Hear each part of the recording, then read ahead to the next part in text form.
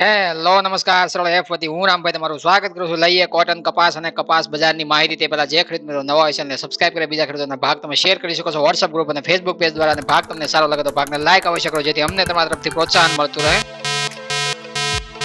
કપાસ બજારની અંદર છે વાયદા અને હાજર બજારમાં રૂના ભાવ છે આપણે કેવા જોવા મળે છે પાછળ સમજીએ. પહેલા જોઈએ સાપ્તાહિક નિકાસ વેચાણના આંકડા છે આવતા જોવા મળે છે અમેરિકાના. તો આ દિવસનો બીજો ભાગ રજૂ કરવામાં આવ્યો છે જેની અંદર લઈએ યુએસના સાપ્તાહિક નિકાસ વેચાણ 4 એપ્રિલ 2024 ના અંતના સપ્તાહ માટે. નેટ અપલેન્ડ સેલ્સ 2023-24 માટે જે સાદા કપાસનું છે કુલ વેચાણ છે 81,500 ગાંઠીનું ચોખ્ખું વેચાણ પાછલા સપ્તાહથી 4% અને અગાઉના 4 સપ્તાહની સરેરાશ કરતા છે 10% ઓછું જોવા મળ્યું હતું. એટલે કે આગળનો જે આપણે રિપોર્ટ રજૂ કર્યો હતો સાપ્તાહિક ધોરણે એ પણ છે થોડો નબળો જોવા મળ્યો હતો. આ એનાથી પણ ખરાબ છે આપણને જોવા મળે છે. વધારો છે ચાઇનામાં 50,200 ગાંઠીનો જોવા મળ્યો. પાકિસ્તાન બીજા નંબરે 23,900 ગાંઠીનો વધારો જોવા મળ્યો. પેરુની અંદર છે 7,800 ગાંઠીનો વધારો જોવા મળ્યો. વિયેતનામની અંદર 5,200 ગાંઠી અને નિકારાગુઆ 2,700 ગાંઠી સાથે વધારો જોવા મળ્યો છે. ઘટાડામાં જોઈએ તો તુર્કીની અંદર 13,900 ગાંઠીનો થયો હતો. ઇન્ડોનેશિયામાં 2,500 ગાંઠીનો ઘટાડો થયો અને દક્ષિણ કોરિયામાં 400 ગાંઠીનો ઘટાડો જોવા મળ્યો છે. નેટ અપલેન્ડ સેલ્સ 2024-25 માટે છે માત્ર 35,700 ગાંઠીનું ચોખ્ખું વેચાણ નોંધાયું હતું. એટલે સાદા કપાસમાં છે આપણને 24-25 માટે પણ છે વધારે પડતું વેચાણ છે જોવા નથી મળ્યું. આ અઠવાડિયામાં છે 35,700 ગાંઠીનું માત્ર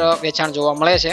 એમાં તુર્કી 24,400 ગાંઠીએ ખરીદનાર જોવા મળે. વિયેતનામ 4,400 ગાંઠીએ ખરીદનાર જોવા મળે. ઇન્ડોનેશિયામાં 4,400 ગાંઠીની ખરીદી જોવા મળી. હોન્ડુરાસમાં 2,100 ગાંઠીની ખરીદી જોવા મળી હતી. પેરુની અંદર માત્ર 400 ગાંઠીની ખરીદી જોવા મળી હતી. નેટ અપલેન્ડ શિપમેન્ટની વાત કરીએ તો સાદા કપાસની અંદર શિપમેન્ટ છે આપણે 2,74,100 ગાંઠીની નિકાસ અગાઉના સપ્તાહની તુલનામાં 25% અને અગાઉના 4 સપ્તાહની સરેરાશ કરતા 23% ઘટી હતી. લક્ષ્યાંકો મુખ્યત્વે જોવા મળે છે. ચાઇના 1,20,700 ગાંઠી શિપમેન્ટ જોવા મળી હતી. તુર્કીની અંદર 39,300 ગાંઠીની શિપમેન્ટ જોવા મળી. વિયેતનામની અંદર 34,700 ગાંઠીની છે શિપમેન્ટ જોવા મળે છે. પાકિસ્તાનની અંદર છે 25,700 ગાંઠીની શિપમેન્ટ જોવા મળી અને મેક્સિકોની અંદર 11,900 ગાંઠીની શિપમેન્ટ જોવા મળી. શિપમેન્ટની અંદર છે વારંવાર આપણે જે રિપોર્ટ રજૂ કરતા હોઈએ છીએ એમાં જોઈએ તો આગલા રિપોર્ટ કરતા છે આગલો સાપ્તાહિક આંકડાનો રિપોર્ટ શિપમેન્ટમાં સારો હતો. એનાથી પણ આ ખરાબ છે. સાપ્તાહિક ધોરણે શિપમેન્ટ જોવા મળ્યું છે અને એના લીધે છે બજારમાં છે એનો પ્રભાવ વાયદા ઉપર પડતો જોવા મળે છે. અત્યારે હાલ છે આપણે આગળ હમણાં સમજાવીશું વાયદામાં. નેટ પીમા સેલ્સની વાત કરીએ તો 2023-24 માટે છે આપણે પીમાનું કુલ છે 8,000 ગાંઠીનું ચોખ્ખું વેચાણ અગાઉના સપ્તાહની સરખામણીમાં નોંધપાત્ર રીતે વધ્યું હતું અને અગાઉના 4 અઠવાડિયા કરતા સરેરાશ કરતા 34% વધુ હતું. વધારો જોઈએ તો પાકિસ્તાનની અંદર 3,400 ગાંઠી ખરીદનાર જોવા મળે છે. ચાઇના 2,400 ગાંઠી ખરીદનાર જોવા મળે છે. ભારત 2,400 ગાંઠીની ખરીદનાર જોવા મળે છે. ઘટાડો જોઈએ તો બાંગ્લાદેશમાં માત્ર 200 ગાંઠીનો જોવા મળ્યો હતો. નેટ પીમા શિપમેન્ટની વાત કરીએ તો જે એકસ્ટ્રા લોંગ સ્ટેપલ શિપમેન્ટની અંદર છે પ્રીમિયમ ક્વોલિટીમાં છે આપણે કેવી શિપમેન્ટ જોવા મળે. 15,900 ગાંઠીની નિકાસ અગાઉના સપ્તાહ અને અગાઉના 4 સપ્તાહ કરતા છે સરેરાશ નોંધપાત્ર રીતે વધી હતી. મુખ્ય લક્ષ્યાંકોમાં ભારત પ્રથમ સ્થાને 6,000 ગાંઠીની શિપમેન્ટ જોવા મળી. ચાઇનાની અંદર 5,200 ગાંઠીની શિપમેન્ટ જોવા મળી. પેરુની અંદર 1,300 ગાંઠીની શિપમેન્ટ જોવા મળે અને પાકિસ્તાનની અંદર 1,100 ગાંઠીની શિપમેન્ટ જોવા મળી હતી. એટલે ભારત પ્રથમ સ્થાને છે શિપમેન્ટમાં જોવા મળે છે. એકસ્ટ્રા લોંગ સ્ટેપલ પીમા કોટન છે પ્રીમિયમ ક્વોલિટીનું અમેરિકાનું જે કોટન હોય છે એની અંદર ખરીદીમાં પ્રથમ સ્થાન 6,000 ગાંઠીએ ભારત જોવા મળે છે. અને જોઈએ તો આ સિઝનમાં વધારે પડતું ખરીદનાર છે પ્રીમિયમ ક્વોલિટીમાં છે ભારત જ જોવા મળે છે. જે પીમાની અંદર છે વધારે પડતું ખરીદી કરતું જે લોંગ સ્ટેપલની અંદર. અને જોઈએ તો અપલેન્ડ સાદા કપાસમાં ભારતની ખરીદી બહુ જોવા નથી મળી આ સિઝનની અંદર અમેરિકામાંથી.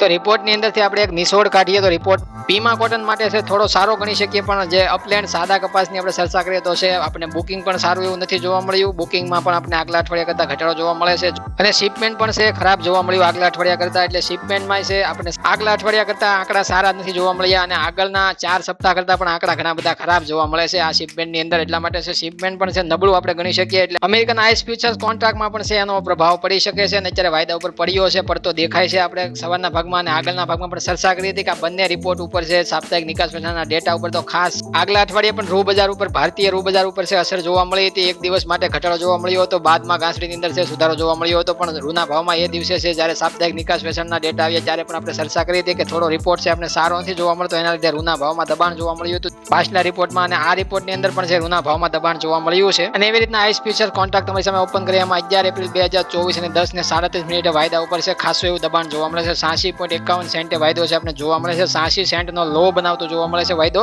અને જોઈએ જુલાઈ કોન્ટ્રાક્ટની અંદર છે આપણે ધારણા મૂકી હતી આગળ પણ કે 85 સેન્ટ સુધી નીચેના ભાવ છે રિપોર્ટના આધારિત બતાવી શકે છે. રિપોર્ટના આધારિત છે ભાવ 1 થી 2 દિવસ સુધી 85 સેન્ટ સુધી રહી શકે છે નીચે પણ ફરીથી વાયદાની અંદર રિકવરી છે.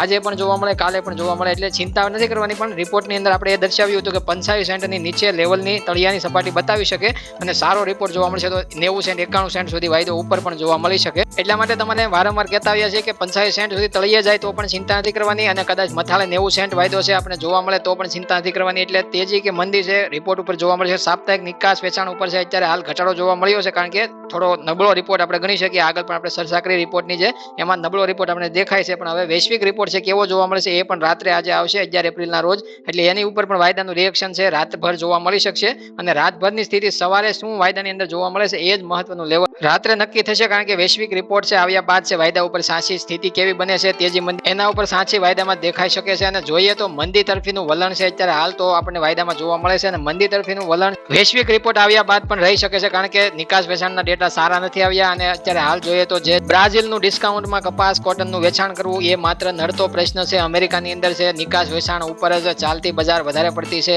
જોવા મળતી હોય છે, કારણ કે અમેરિકા નિકાસ ઉપર પૂરેપૂરું 124 લાખ કે 25 લાખ ગાંસડી ઉપર નિર્ભર હોય છે, અને નિર્ભર નિકાસ વેચાણ ઉપર જ એને રહેવું પડે છે, કારણ કે પોતાના દેશની વપરાશ એટલી બધી નથી હોતી, કન્ઝપ્શન એટલું બધું નથી હોતું. જેમ કે ભારતને પોતાનું કન્ઝપ્શન ઘણું બધું છે, 300,000 કે 20 લાખ ગાંસડી સુધી છે આરામથી કન્ઝપ્શન. ભારતનું પોતાનો વપરાશ અને પોતાની સ્થાનિક માંગ જરૂરિયાત દેશમાં બનેલી છે, તો ભારતને નિકાસ ઉપર વધારે પડતો પ્રભાવ નથી પડતો. નિકાસ આપણા દેશમાં ગયા સિઝનમાં છે ઘટીને જોવા મળતી, છતાં પણ આપણા વાયદા ઉપર એની અસર એટલી બધી જોવા ન મળતી. એનું માત્ર કારણ જોઈએ તો વૈશ્વિક બજારથી આપણી ઉલટી બજાર એ માટે જ બને છે કે આપણે નિકાસ માત્ર જરૂરિયાત પ્રમાણે 17, 20 કે 22, 25 લાખ ગાંસડી જે કરી છે એ પ્રમાણે આપણા દેશને હવે નિકાસની જરૂર નથી, અને કદાચ હવે 10 લાખ ગાંસડી નિકાસ જો કરી નાખી હોય તો પાછળથી છે ઘણી બધી શોર્ટેજ છે અંતિમ સ્ટોકમાં જોવા મળી શકે, કારણ કે આ વર્ષે ઉત્પાદન ઓછું છે અને તમે સૌ જાણો છો ઉત્પાદન ઘટેલું છે. હવે જોઈએ 11 એપ્રિલનો રિપોર્ટ છે આપણે સમજીએ. 29 ગ્રેડની અંદર છે આપણે ગુજરાત શંકર ગાંસડીમાં છે ભાવની અંદર 300 રૂપિયાનો એક ગાંસડી ઘટાડો છે. વિદેશ વાયદાના સાપ્તાહિક નિકાસ વેચાણના ડેટા ઉપર છે આપણને ઘટાડો જોવા મળ્યો છે. 60,000 ગાંસડી છે 60,000 થી 60,100 રૂપિયાના ભાવે પહોંચતી જોવા મળે છે.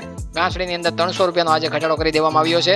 આગલા સપ્તાહના રિપોર્ટમાં જે નિકાસ વેચાણના ડેટામાં પણ છે 300, 200, 300 રૂપિયાનો ઘટાડો કરવામાં આવ્યો હતો, અને એ પ્રમાણે જ આજે આપણને જોવા મળે છે. જોઈએ મધ્યપ્રદેશ એમપી લાઇનમાં 28 ગ્રેડની અંદર છે 58,000 થી 58,600 રૂપિયાના ભાવ છે જોવા મળે. 400 રૂપિયાનો એક ગાંસડીએ ઘટાડો કરી દેવામાં આવ્યો છે. પંજાબ, હરિયાણા, રાજસ્થાન લાઇનની વાત કરીએ તો 27 ગ્રેડની અંદર છે 300 રૂપિયાનો એક ગાંસડીએ ઘટાડો કરી દેવામાં આવ્યો છે. 55,000 થી 55,700 રૂપિયાના ભાવ છે ત્યાં જોવા મળે છે. એવી રીતના 31 ગ્રેડની અંદર મધ્યપ્રદેશ એમપી લાઇનમાં જોઈએ તો 300 રૂપિયાનો એક ગાંસડીએ ઘટાડો કરીને 62,000 થી 62,500 રૂપિયા ગાંસડી પહોંચતી જોવા મળે છે. જોઈએ તો 32 કરતા છે તમામ નીચેના ગ્રેડમાં છે તમામ રાજ્યોની અંદર છે 300 રૂપિયાથી લઈને 400 રૂપિયાનો એક ગાંસડીએ ઘટાડો કરી દેવામાં આવ્યો છે 11 એપ્રિલના રોજ. અને આ ઘટાડો છે તમને જોવા મળે કે એક જ સાથે તમામ રાજ્યોમાં તમામ ગ્રેડમાં ઘટાડો કરવામાં આવ્યો છે. એ સાપ્તાહિક નિકાસ વેચાણના ડેટા નબળા આગલા અઠવાડિયા કરતા પણ જોવા મળ્યા છે, એટલા માટે તમામ રાજ્યોમાં ઘટાડો અને તમામ ગ્રેડમાં જોવા મળ્યો છે. તમને આગળ પણ એકવાર આપણે સમજાવ્યું હતું કે એક રાજ્યમાં કે એક ગાંસડીમાં વિદેશનો અસર ન હોય, તમામ રાજ્યોમાં તમામ ગ્રેડમાં અસર હોય છે, અને આ સાપ્તાહિક આંકડાનો અસર તમામ રાજ્યોમાં તમામ ગ્રેડ ઉપર પડતો આપણે જોવા પણ મળ્યો છે. જોઈએ 32 કરતા ઉપરના ગ્રેડમાં છે એક કોઈ ઘટાડો છે એક કોઈ ગાંસડીની અંદર એક કોઈ રાજ્યની અંદર જોવા નથી મળ્યો. મધ્યપ્રદેશ, એમપી લાઇન, કર્ણાટક, તેલંગાણા લાઇનમાં છે આપણે 81,000 થી લઈને 83,000 ના ભાવ એમનેમ સ્ટેબલ મજબૂત ગાંસડી તમામ છે ગ્રેડમાં જોવા મળે છે, પણ ઉપરના ગ્રેડમાં નીચેના ગ્રેડમાં જ ઘટાડો છે આપણે જોવા મળ્યો છે. કારણ કે વાયદાની અંદર તેજી મંદીના આંકડા જોવા મળતા હોય તો એ સટ્ટાકી પણ હોઈ શકે, સટ્ટાકી સટોડિયા દ્વારા પણ છે ઘટાડો વધારો કરવામાં આવતો હોય છે, પણ જે આંકડા સાપ્તાહિક ધોરણે આવતા હોય છે એમાં કોઈ સટ્ટાકી લેવલ નથી હોતું, એ સ્થાયી આંકડા હોય છે, સ્થિર આંકડા હોય છે. ભલે આંકડાની અંદર વધઘટ જોવા મળતી હોય આગલા અઠવાડિયે એના કરતા પણ વધીને સારા આવતા હોય, પણ એકંદરે આંકડાની અંદર સટ્ટાકી વધારો થઈ જાય અથવા ખરીદીમાં વધારો થઈ જાય અથવા વેચવાલીમાં કે સેલિંગ થઈ જાય એવું નથી બનતું. નિવેશકોની નજર છે યુએસના નિકાસ વેચાણના સાપ્તાહિક આંકડા ઉપર રહેતી હોય છે. હવે જોઈએ વૈશ્વિક રિપોર્ટ લઈને હું ફરીથી હાજર થાઉં, ત્યાં સુધી તમામ ખેડૂત મિત્રોને જય જવાન, જય કિસાન, જય ભારત, જય ઠાકર.